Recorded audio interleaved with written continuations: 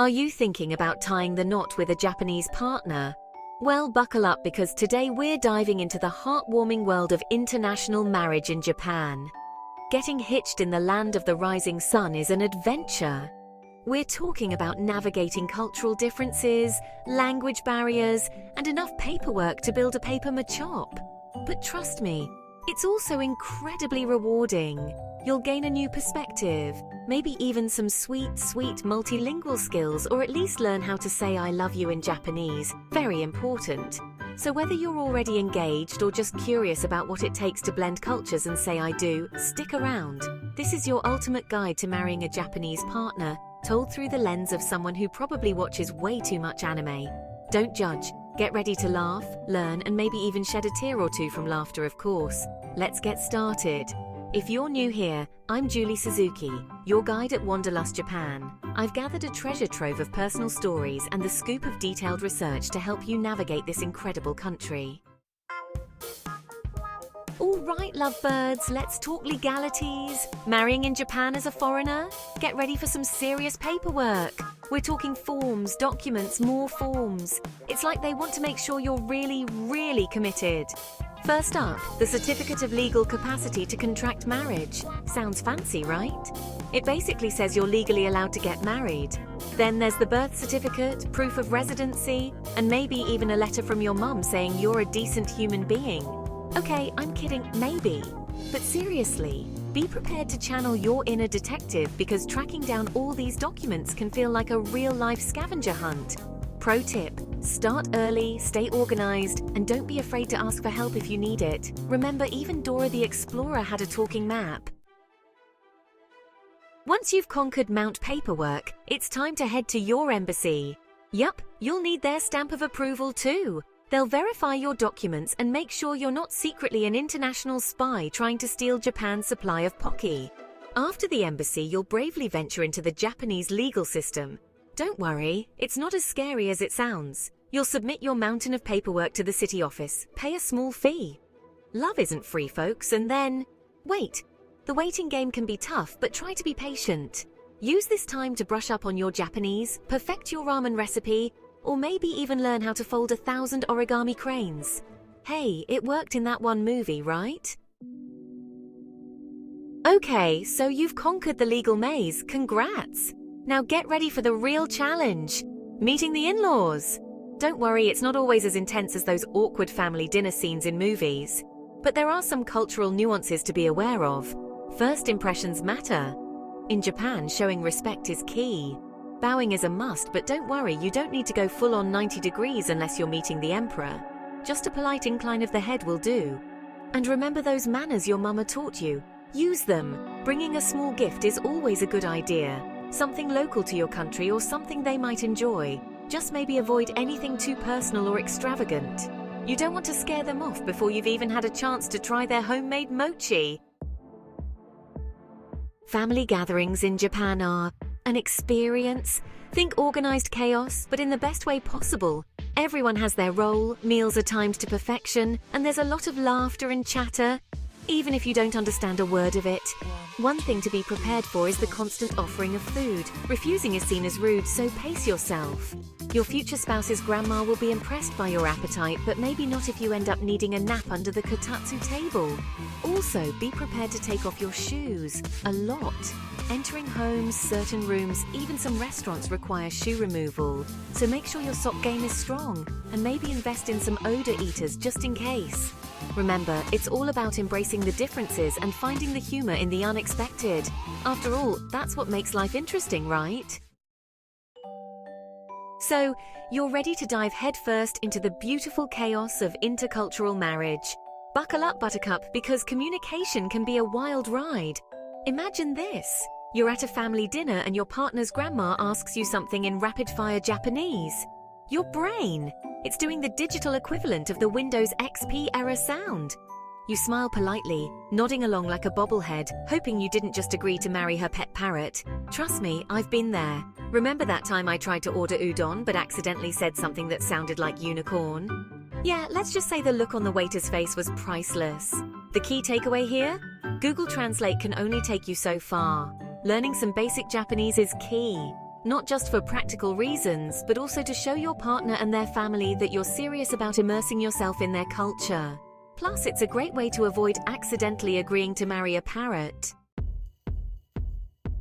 Now, I'm not saying you need to become fluent overnight. Rome wasn't built in a day, and neither is fluency in a language that has 3 different writing systems. But hey, who needs words when you have the power of interpretive dance? Okay, maybe not interpretive dance, but you get the idea. Non-verbal communication is your best friend. Think exaggerated gestures, dramatic facial expressions, basically channel your inner mime. It might feel silly at first, but trust me, it gets the point across. Plus, it's a great way to lighten the mood and have a few laughs along the way. Life is full of silly moments that can leave us puzzled, but each one teaches us something valuable about nonverbal communication. Whether it's a goofy dance or a knowing glance, every experience helps us understand the silent language that connects us all. Embrace the fun. There's always a lesson in the laughter. The truth is, even with a language barrier, love finds a way. It's about being patient, understanding, and willing to laugh at yourself and each other along the way. And hey, if all else fails, there's always Google Translate. Just double-check those translations before you accidentally agree to anything too outrageous. Alright, let's talk about gender roles. Now, Japan is a beautiful blend of traditional and modern, but some things die hard, like the expectation that the wife handles most of the household chores. Don't worry, I'm not saying you'll be stuck in a 1950s sitcom, but be prepared for some subtle and not so subtle hints about your wifely duties. My advice: communication is key. Talk to your partner about expectations and find a balance that works for both of you. Maybe you're a master chef in the kitchen while your partner's a whiz with the laundry. Or maybe you both just agree to live in blissful chaos, surrounded by takeout containers and mismatched socks. Hey, no judgment here. The point is, it's all about teamwork. It's about finding a rhythm that works for your unique relationship, even if it means occasionally having a playful argument over whose turn it is to wash the dishes. Just remember, it's not a competition, unless you're keeping score, in which case may the best or laziest partner win. Now, I'm not gonna lie, there might be times when you feel like you're living in a parallel universe where chores magically do themselves. But trust me, your partner isn't intentionally trying to turn you into a domestic goddess. It's all about those deeply ingrained cultural norms. The good news is, things are changing. More and more Japanese couples are embracing a more egalitarian approach to household duties. So don't be afraid to speak up and share the load. Offer to help with the cooking, the cleaning, the grocery shopping, and even if it's just taking out the trash. Every little bit counts. Plus, let's be real, sharing chores can actually be, dare I say it, fun?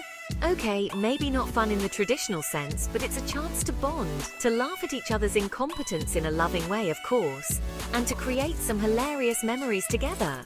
And who knows, you might even discover a hidden talent for folding fitted sheets. It could happen. Alright, let's talk about wei, the Japanese concept of harmony. Now, this isn't just about avoiding arguments, although that's definitely a bonus. It's about creating a peaceful and harmonious environment, both within your relationship and in your interactions with others. Think of it like this. Wei is like the invisible glue that holds Japanese society together. It's about being considerate, respectful, and putting the needs of the group above your own. Now, I know what you're thinking. Julie, that sounds like a lot of pressure, and you're not wrong. But trust me, it's not as daunting as it seems. It's all about finding that sweet spot between expressing your individuality and maintaining that sense of collective harmony. Think of it like this. You can still be your awesome, quirky self, but maybe save your best air guitar solo for the privacy of your own home, not your partner's family reunion. Just a thought.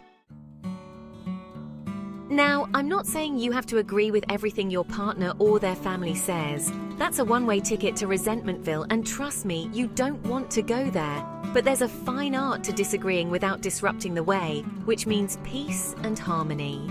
It's all about being respectful, choosing your battles wisely, and mastering the art of the strategic nod. Look, maintaining harmony in any relationship takes effort, but it's especially important in Japanese culture. It's about finding that balance between being true to yourself and being mindful of the feelings of those around you. It's about picking your battles, mastering the art of nonverbal communication, and maybe, just maybe, developing a taste for fermented soybeans. Okay, Maybe not that last one, but you get the idea. Alright, you guys ready for some real-life shenanigans? So picture this. My buddy, his name is Steve. He was at a fancy restaurant with his Japanese in-laws for the first time. Nervous? Oh yeah. Trying to make a good impression? Double yeah. So the waiter comes by, speaking Japanese obviously, and Steve's wife whispers to him to order for everyone. No problem, he's got this. He points to a random dish on the menu, thinking it's chicken or something safe. Turns out it's like the most expensive, exotic thing on the menu. We're talking live octopus, people. The look on his in-laws' faces? Priceless. His wife? Mortified. Steve? Well, he learned a valuable lesson that day. Brush up on your Japanese or you might end up with a face full of tentacles. On the bright side, at least it wasn't poisonous pufferfish, right? That's a story for another time. Maybe. But hey, it's not all awkward encounters and near-death experiences. Sometimes it's the little things that make you smile. Like this one time, back to another story of Steve. His wife made him a traditional Japanese breakfast, you know, the whole shebang: fish, rice, miso soup. He'd never had it before and he absolutely loved it. Now, you might think, okay, so he likes Japanese food, big whoop. But you gotta understand, this guy was a cereal for breakfast kind of dude, like religiously. This was a major cultural breakthrough. It's those small moments of embracing each other's cultures that make this whole cross-cultural marriage thing so special. Of course, it's not always smooth sailing. There are bound to be misunderstandings and cultural clashes. Like the time my friend's Japanese husband tried to pay for everything with cash. We're talking like hundreds of dollars in cash. So there they were at the electronics store about to drop a small fortune on a new TV with my friend frantically whispering, "Honey, put your wallet away. They take Visa." The cashier, totally bewildered. But hey, at least they got a good laugh out of it afterwards. And a new TV, so that's a win-win, right? These stories are just a glimpse into the hilarious and heartwarming world of marrying a Japanese partner. It's a wild ride, full of unexpected twists and turns. But trust me, it's worth it. Would you like to hear another experience? Let me tell you another story. Let's dive into the nitty-gritty of everyday life. And what's more fundamental than food, right? Combining a Japanese palate with a not-so-Japanese palate can be an adventure. Take John and his Japanese wife. John's a meat and potatoes kind of guy. His wife, not so much. She's all about the veggies and tofu. Imagine their first dinner together. He makes a giant steak. She whips up a beautiful salad. They learn to compromise and try new things, or order takeout when cooking felt like a disaster. The point is, when you're navigating daily life with a Japanese partner, be prepared for some culinary adjustments. But hey, who knows? You might just discover your new favorite food in the process. And if not, there's always takeout. But food is just the tip of the iceberg. We're talking about everything from using chopsticks, which, let's be real, can be a challenge for us clumsy folks, to navigating the wonderful world of Japanese toilets. Seriously, those things are like spaceships. And don't even get me started on the shoe situation. You know the drill: shoes off at the door, indoor slippers on, toilet slippers in the bathroom. It's like a whole slipper choreography routine. And one wrong step, and you're basically committing a major faux pas. But hey, it's all part of the adventure, right? Living with a Japanese partner means embracing a whole new way of life, with its own quirks and charms. And trust me, once you get the hang of it, you'll be wondering how you ever lived any other way. Well, maybe except for the fish for breakfast thing. Some things just take time to get used to. So there you have it. Marrying a Japanese partner is an adventure filled with laughs, love, and a few surprises. From navigating cultural differences to mastering the art of the slipper shuffle, it's a journey that will keep you on your toes. But most importantly, it's about embracing a new culture, learning from each other, and creating a unique and beautiful life together. So, if you're considering taking the plunge, my advice is this: go for it. You might just find yourself laughing in the aisle on your wedding day. And if you get lost along the way, well, that's what Google Translate is for, right? If you enjoyed this video, remember to like, subscribe, and share your own stories in the comments below. See you on the next one.